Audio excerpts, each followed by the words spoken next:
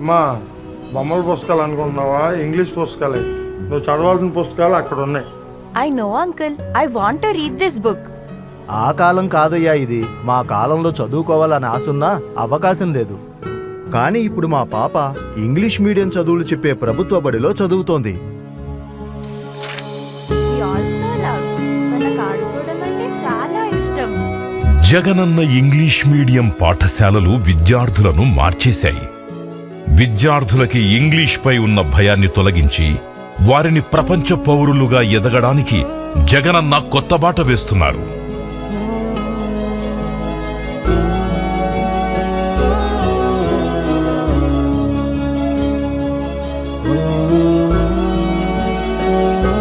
మా నమ్మకం నువ్వే జగన్. నమ్మకం నువ్వే జగన్, మేం నమ్ముతాం